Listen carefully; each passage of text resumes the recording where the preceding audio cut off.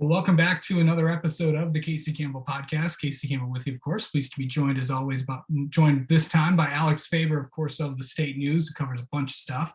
Well, we figured we'd talk about a lot of things today, but the biggest thing is obviously earlier this week, Michigan State found a hockey coach. Of course, that is basically you called it. Adam Nightingale is coming to Michigan State. Of course, was with the development team out in Plymouth, the USA hockey team. How's it going, man? It's going pretty good. It's been a busy week. Went to his introductory, Adam Nightingale's introductory press conference. I think that was Tuesday or Wednesday. For with school done, the weeks kind of bleed together now. The days bleed together, but was actually really entertaining there. I saw a lot of alum there. Justin Abdelkader was there. Ryan Miller was there. Izzo made an appearance, Susie Merchant. So, just a lot of Spartan alum. It was cool to see them all get together to celebrate this new hiring. It was really cool. Well, usually usually all the other coaches come to each other's introductory press conference. I remember I was at Juwan Howard's press conference about a few years ago, and basically everybody was there. Yeah, it's always cool. I think that's one of the cooler parts just about college sports in general. Just kind of that connectiveness. It's really fun to see, be a part of that community, I guess. So what do you think of the hire? What do you think of what is going to come next? So it's not a risky hire. I told you last week it was the safest hire. That doesn't mean it's not a good hire though. He's a former alum. But I will say alum was not one of the. I have a few quotes from the press conference here. Alum was not necessarily a thing they were looking for. Alan Haller in the introductory press conference said the next head coach did not need to have any Spartan ties. They just wanted the best person to lead our team.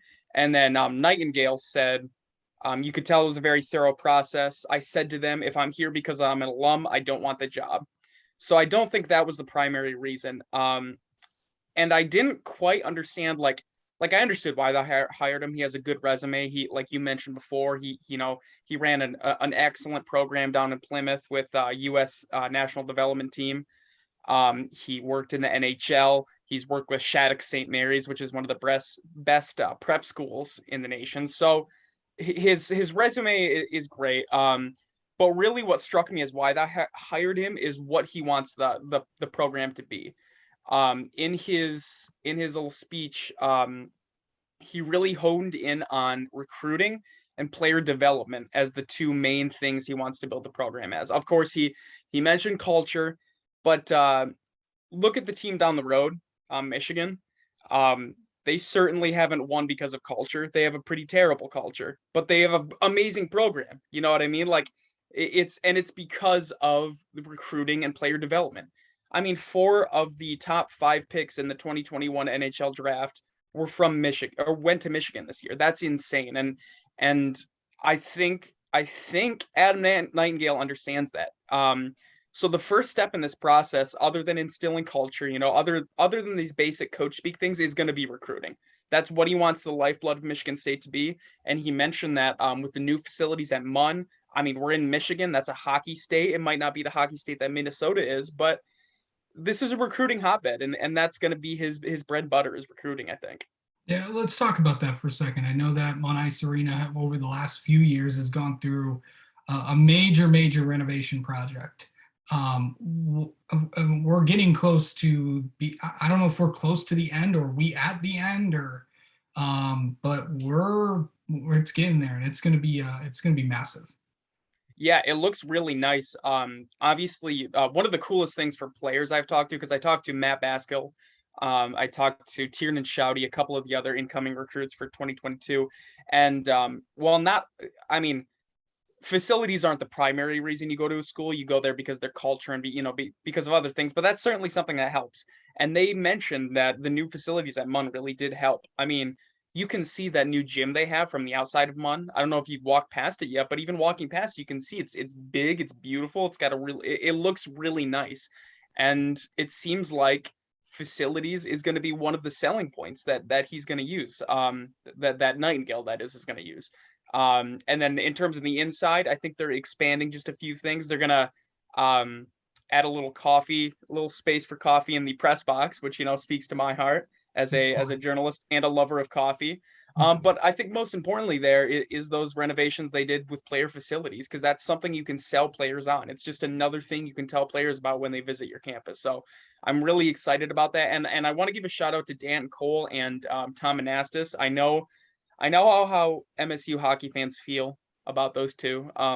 And with reason, they didn't have stellar track records, but they did get the donors to, this isn't a hockey school, but they got the donors to do that and make these renovations. So I'm really excited about where Munn is heading in that aspect. So what's next for the team, you think? Well, I think this year is going to be really interesting to see. Obviously, these are all still Dan Cole's guys. They're older guys. They're not necessarily the type of guys that Nightingale is going to go after. Even a guy like Jesse Tucker, who was the best freshman on the team last year, he's a bit older for a freshman. I think he was 19 or 20. Had a year of experience in the minors under his belt. Like these are not necessarily the type of players that that Nightingale is gonna really want to work with. And I don't mean that as disrespect, because there are some really good players on Michigan State hockey right now. I just mentioned him. Jesse Tucker's an excellent player. There's certainly things to work with, but expectations are going to be pretty low for the season. I'll be honest. It's pretty hard, especially in hockey, to instill those kind of values immediately. But I think this team is going to play differently. He mentioned that he really likes puck possession and likes quick transition. Quick transitions were a thing of the Dan Cole era too. That was actually one of the things his teams were better at, I'd say, is quick transitions from defense to offense. So there's certainly going to be some new traits. I think they're going to be quicker. I think they're going to take more risks offensively. Dan Cole kind of coached like Jeff Blashill in terms of his style, where it was low risk hockey. You know what you have with your players, so you're not going to take a lot of risks. You're not necessarily going to push offensively as you would like to. And I think with Nightingale, we're going to see more risks. But in terms of results, I would keep expectations low this year. I wouldn't look to year 2 or year 3 where we really start to say, okay, I can tell this is a Nightingale team. I think it's going to take a bit to instill that, though. Okay, so let's talk.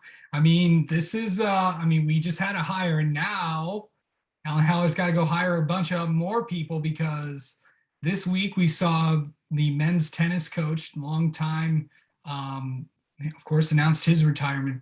And then today, this morning, following Michigan State's softball loss to Maryland last night, awkwardly enough, Michigan State is hosting the Big Ten softball tournament, which at time of recording is going on right now. Jackie Joseph, after 29 years, announced that she was going to step down as head coach. Well, your thoughts on that? A lot of people who followed the program kind of expected it. I mean, I even talked to you. You kind of had this understanding a few weeks ago that that this might be the case. It seems that Alan Haller is really taking a hold of Michigan State athletics and making it his own.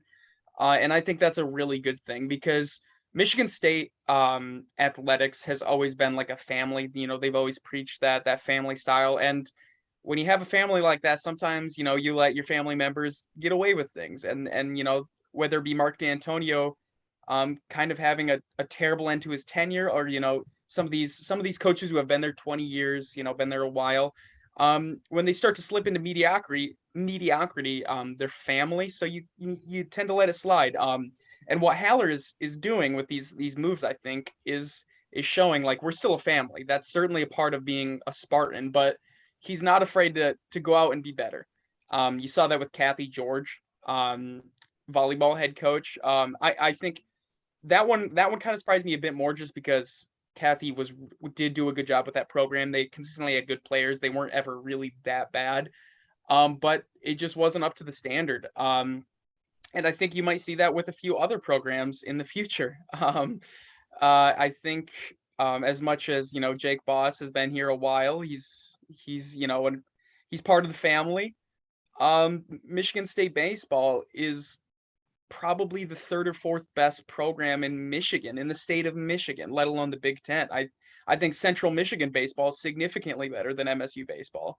I think obviously Michigan's better. So I think the Spartan family is shifting it a bit. I think it has a lot to do with Alan Hattler. I think it's a good thing though. Honestly, I do.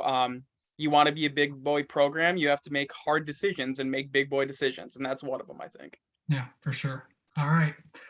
Well, Alex, thanks so much for coming on and talking with us, and we'll have you on again sometime. Awesome. Love to be here, Casey.